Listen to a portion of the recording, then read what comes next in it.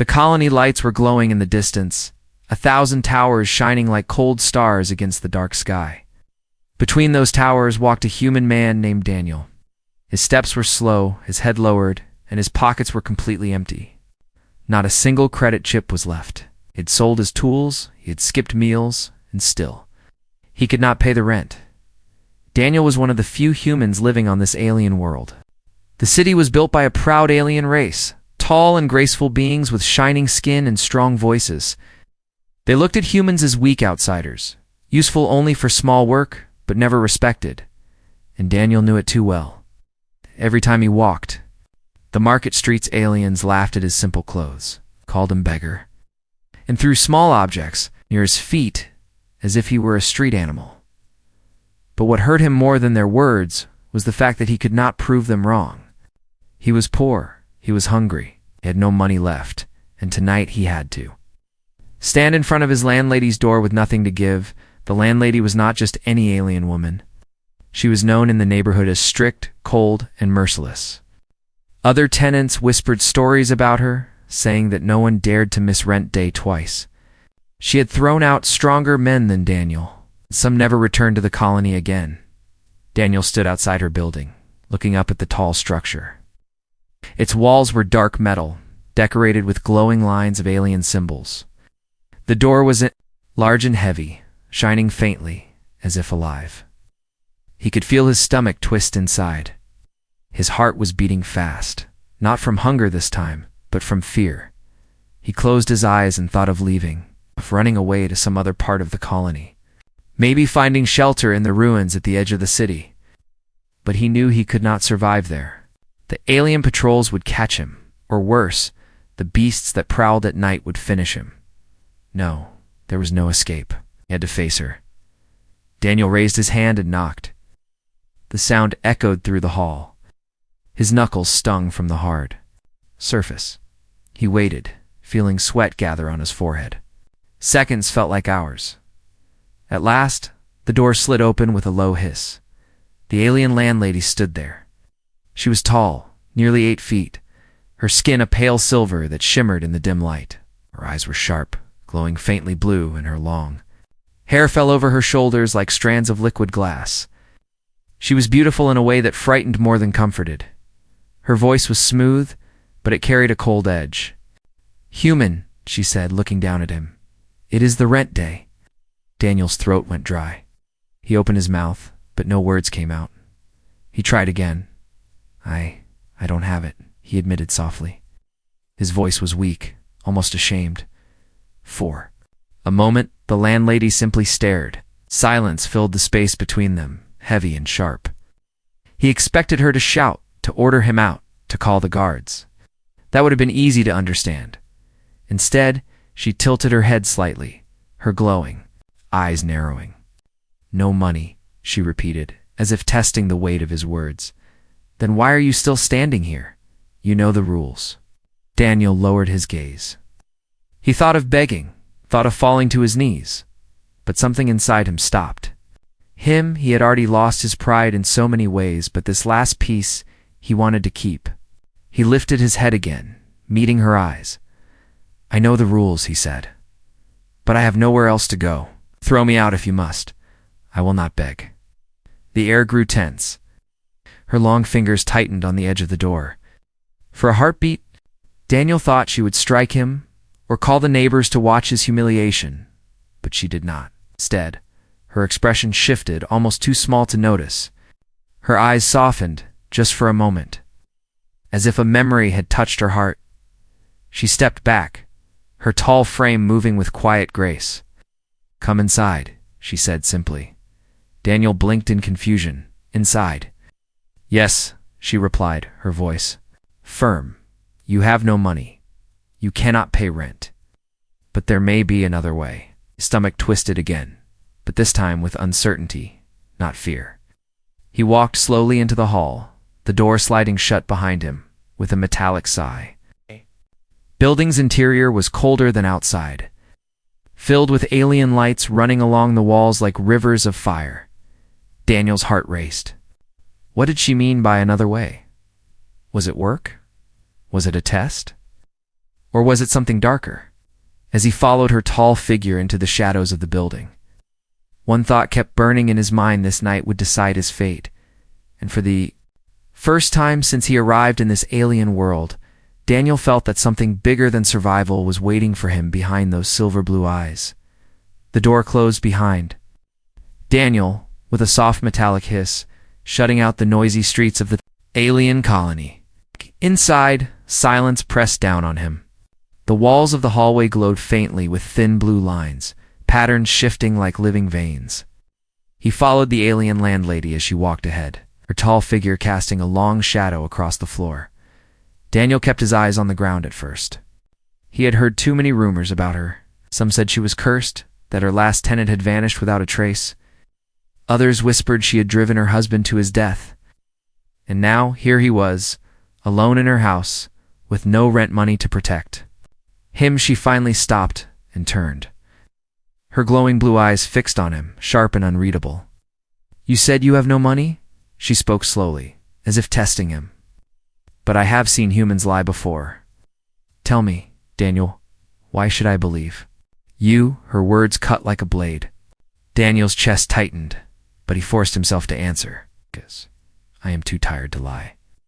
If I had money, I would have given it to you. I have nothing left."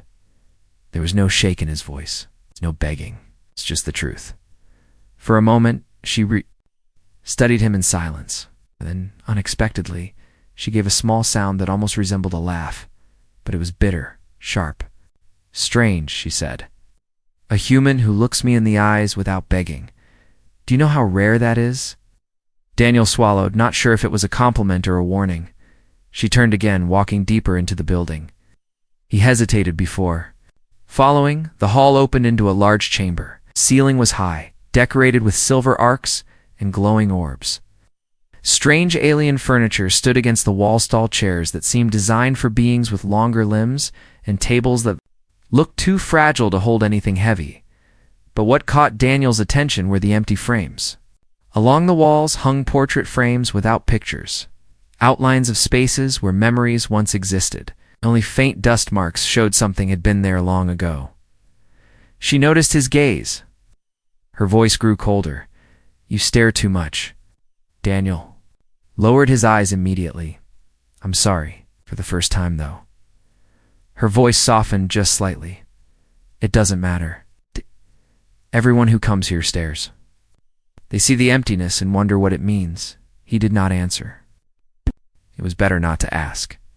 But deep inside, his curiosity grew. She sat down on a tall chair, her long silver fingers tapping against the side. "You have no money," she said again. "But perhaps you can stay under a condition." Daniel stood still, waiting. "This building," she continued, her eyes sweeping the chamber, "is old. Machines fail, walls crack, tenants complain. I need someone who can do the work repairs, heavy lifting, dealing with problems. You are human. Humans are stubborn creatures. But you can be useful." Daniel blinked. He'd expected her to throw him out, not to offer him work. Still, suspicion stirred in him. Why would such a powerful landlady need his help? He asked carefully, "And if I do this work, I can stay?" Her lips curved, not quite a smile, more like a test. "Yes, but if you fail me, you leave. There'll be no second chance." He felt a strange mix of relief and unease. Work he could do, work gave him purpose. But the way she said it, the sharpness in her tone, made it sound like more than just fixing walls and pipes. Daniel nodded. "I'll do it." For the first time, her gaze softened. Just for a breath, then it hardened again. "Good," she said, "then you will begin tomorrow." She rose from the chair, towering over him. "Your room is still yours. Rest. But remember, human, your place here depends on me. Do not forget that." She turned and walked away, her steps echoing through the hall. Daniel stood in silence, his thoughts heavy. Should have felt safe. He had a roof over his head, a chance to survive. But something about her words, something about her cold beauty, and the empty frames on the wall filled him with unease. He made his way back to his small room. It's the same room he had nearly lost tonight. The walls were cracked, the bed hard, but it felt warmer than the streets outside. Yet as he lay down, he could not close his eyes. Why had she spared him? Why him, a poor human with nothing to offer? And why did her eyes, cold as they seemed, hold a shadow of loneliness that unsettled him even more than her anger? As Daniel drifted into uneasy sleep, one truth burned in his mind. This alien landlady was not what the neighbors whispered. She was something else, something dangerous, something lonely, and he had just stepped into her world. Morning came slowly on the alien colony. The streets outside were alive with sounds of hovering vehicles, traders shouting in alien tongues, and the humming of machines that never slept. Inside the building, however, silence ruled. Daniel woke. On the hard bed, his body sore, but his mind restless. He remembered the words of the landlady from the night before. There may be another way. He rubbed his face and stood up. Hunger pulled at his stomach, but he ignored it. The thought of food was less important than the thought of survival. Today he would begin his work. But even as he prepared himself, questions filled his mind. Why had she allowed him to stay? Why offer work to a human when so many other aliens could do it? What was she planning? The sound of footsteps interrupted his thoughts, slow, steady, echoing across the hallway.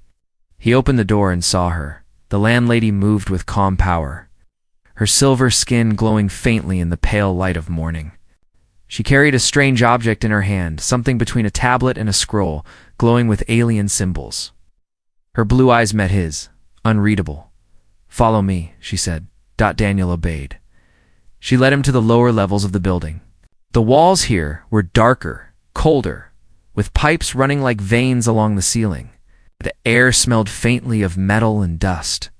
A faint humming came from the walls, as if the building itself were alive. She stopped before a machine half buried. In the floor, its surface flickered with dim lights, and wires hung loose like broken vines. "This is the water distributor," she explained. "It feeds every room. Tenants complain every week, yet no alien mechanic can be trusted. They demand too much money, or they spy. You will fix it." He bent down, studying the pipes. It was complex, but he had seen similar systems during his old work on Earth. His father had been an engineer, and Daniel had picked up skills through years of watching, helping, and repairing. He nodded slowly.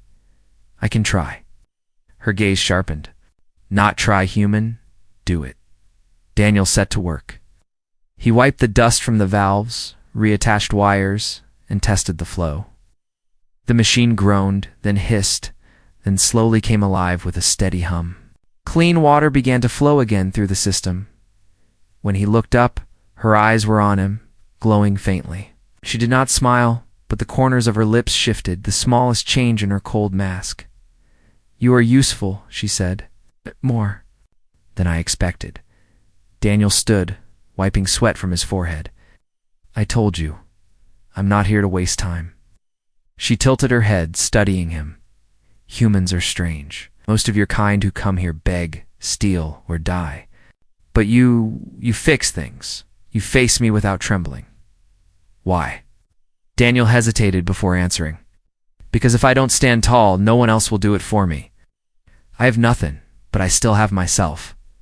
That's enough for a heartbeat." Silence filled the hall. Her expression flickered in jar, curiosity, and something else hidden deep inside. Then she spoke again. "You will do more work like this," she said.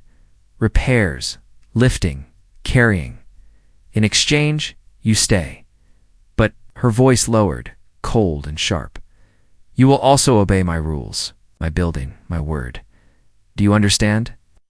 Daniel felt a chill at her tone. "Yes, I understand." She leaned closer, her height towering over him. Her blue eyes glowed brighter. "Good. Because if you break this agreement, if you betray me, there will be no mercy." Her words sent a shiver down his spine, but he held his ground. "Then, I won't betray you." For the first time, she truly paused. It was not disbelief, it was surprise. Her sharp gaze softened, only slightly, and then hardened again. Without another word, she turned and walked back toward the upper levels. Daniel followed, his mind spinning. He had work now. He had a place to stay. But he could feel it in his bones. This was not just about repairs. There was something deeper behind her offer, something she had not said aloud. Back in the chamber, with the empty portrait frames, she stopped. Her eyes flicked toward one of them, as if remembering something long lost. Her voice, when she spoke again, was softer, almost tired. "You may stay human, for now, but remember, every agreement has a price. One day, you will see yours." Daniel's breath caught. He wanted to ask what she meant, but her expression warned him to stay silent. That night, as he lay awake in his room, the hum of the repaired machine steady in the distance, he thought of her words. He had entered into an agreement that kept him alive but also tied him to her in ways he did not yet understand. And deep down, he knew this was no ordinary deal between a tenant and a landlady. This was something else entirely, something that would change both their lives forever. The building was never truly silent.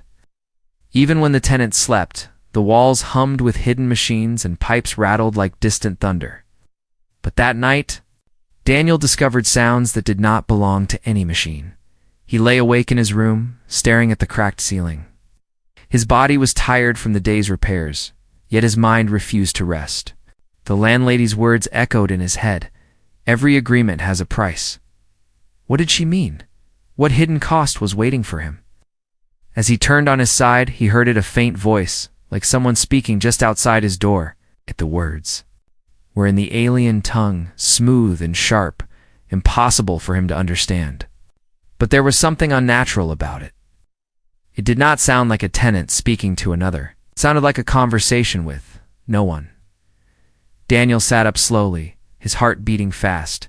He held his breath, listening. The voice came again, low and steady, as if the landlady herself was whispering into the air. Then silence. Then another voice, lighter, broken, almost like an echo. He stood and crept to his door. The hall was dim, lit only by glowing lines running along the walls. He stepped out, barefoot, each board creaking softly under his weight. Down the hall, a faint blue glow leaked from under the landlady's door. The whispers were clearer now, two voices, overlapping, one strong and commanding, the other soft and trembling. Daniel's skin prickled. Who was she speaking to? Why in the middle of the night? He moved closer, careful to stay in the shadows. His hand brushed against one of the empty portrait frames on the wall. Dust clung to his fingers, and for a brief moment, he wondered if the whispers were connected to those frames. Were they not just empty? Did they once hold faces? Memories. Suddenly the voices stopped. The glow under the door faded. The silence that followed was heavier than before. Daniel froze, his breath caught in his throat. The door opened. The landlady stood there, her tall frame filling the doorway, her blue eyes glowing faintly in the darkness. She looked directly at him. "Why are you awake?" she asked, her voice sharp. Daniel's mind raced for an excuse. I thought I heard something. A noise in the pipes. Maybe a leak." Her gaze lingered on him, searching his face. Then, slowly, her expression softened. "Perhaps you did," she said. "This building has many voices." She stepped forward, forcing him to take a step back. The shadows of the hall seemed to bend around her tall form. "But some voices," she whispered, "are not meant for human ears." Daniel felt a chill run down his spine. He wanted to ask her what she meant, but her eyes warned him not to. Instead, she turned away and closed the door behind her, leaving him in the dark. He stood there for a long moment, his chest tight, his heart pounding. Then he returned to his room. But sleep never came. The next day, Daniel tried to bury the memory of the whispers under work. He fixed broken locks, tightened pipes, and carried supplies up and down the long stairways. The tenants began to notice. Some looked at him with curiosity, others with open scorn. A few whispered insults as he passed, calling him the pet human of the landlady. But Daniel ignored them. Work kept him alive. Work gave him purpose. Still, when night returned, he could not stop listening for the voices. And they came again.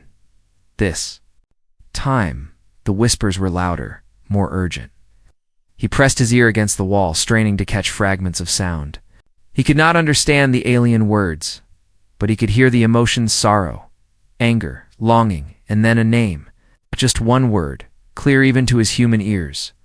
A name spoken again and again, like a prayer. Daniel sat back, shaken. Could it be her?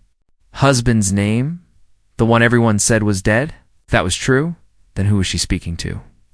The thought chilled him. Was the landlady haunted? Was she speaking to a ghost? Or was it something worse, something alive but hidden in the house? Night Daniel made a decision. He would not run. He would not hide.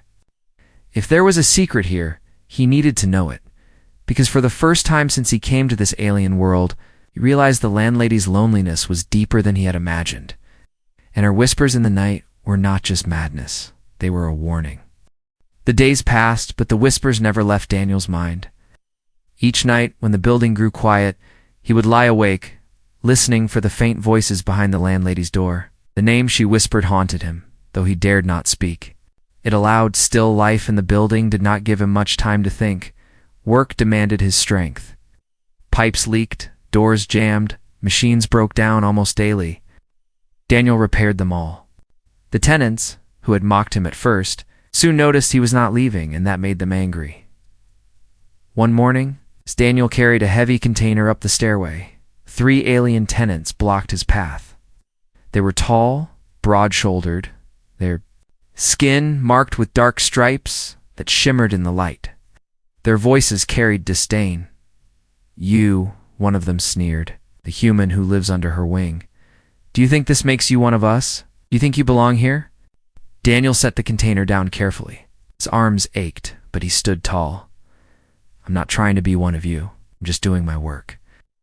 The second alien stepped closer, his eyes glowing faintly. "Work. No. Human, you shame us," she chooses. "You, over her own kind? Do you know what the others say? They say you are her replacement, her weak little pet."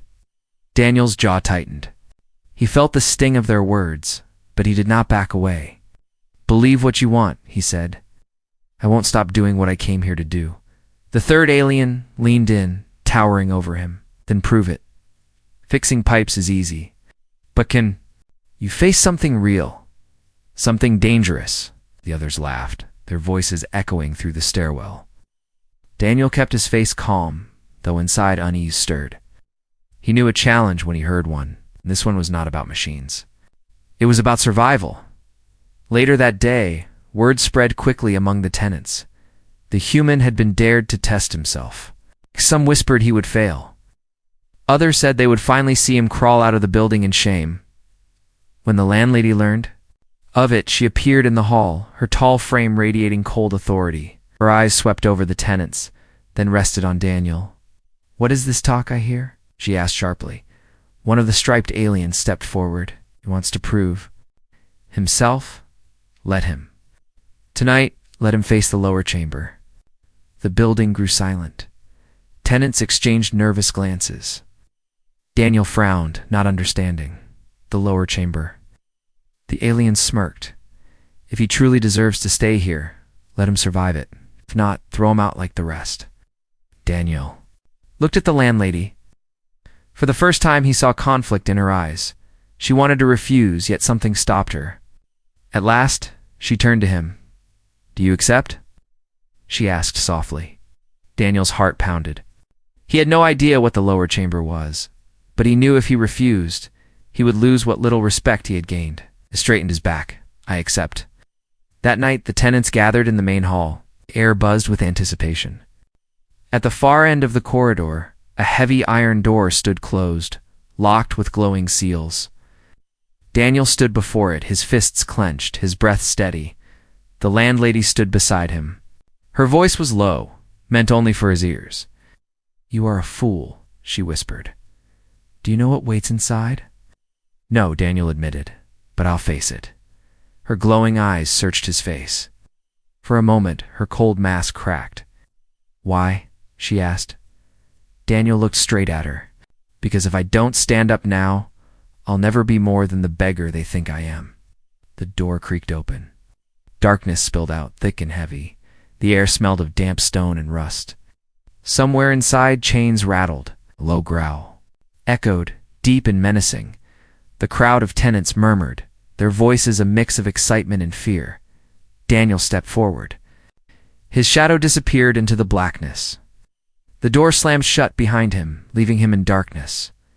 The chamber was vast, damp, and filled with echoes. His footsteps sounded small against the stone floor. The growl came again, closer this time.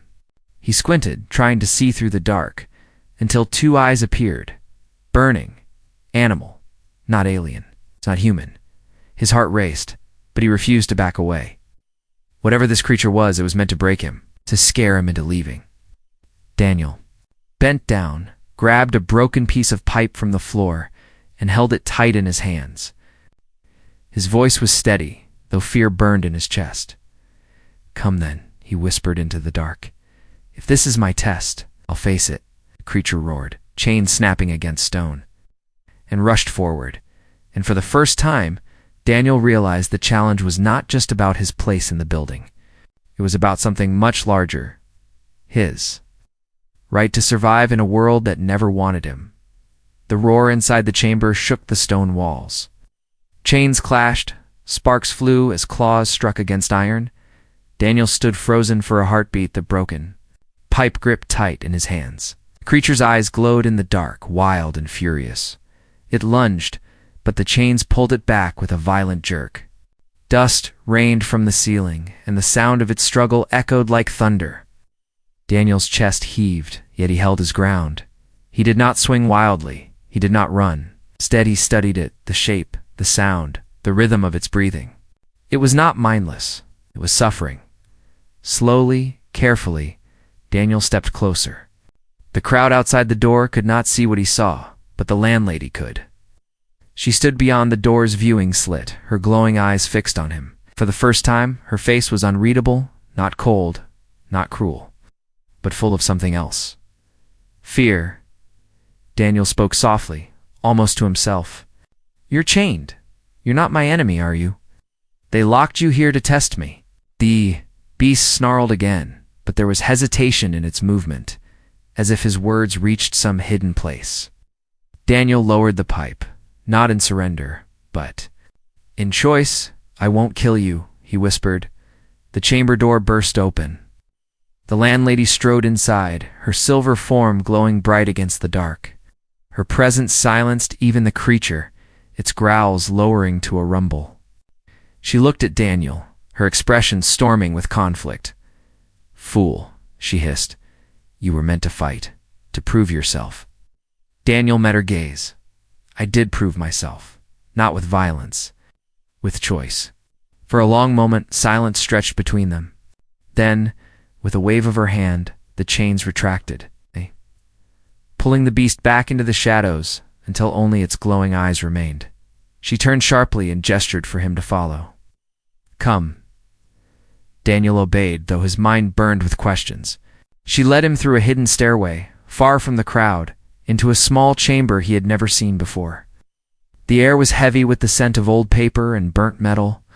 On the walls hung objects covered by dark cloths, shapes too human to belong in an alien's home. She stood before one of the covered frames, her long fingers brushing the edge. Slowly, she pulled the cloth away. A portrait was revealed. Not alien, but human. Daniel froze. The man in the portrait wore Earth's uniform, his eyes sharp, his stance proud, his throat tightened. "That's a human soldier." The landlady's voice dropped, softer than he had ever heard. "My husband." Daniel's mind reeled. "Your husband was human?" Her glowing eyes locked onto him, filled with pain and memory. Long ago, during the first conflicts, he was captured, broken, brought here as a prisoner, and yet he stayed. He worked, became mine. Her fingers trembled against the frame. "The others never forgave me. They said I betrayed my kind. They whispered that I was cursed. Why, when war returned, he..." Her voice broke, just for an instant. "He was taken from me." Daniel stood in silence, the weight of her confession heavy in the room.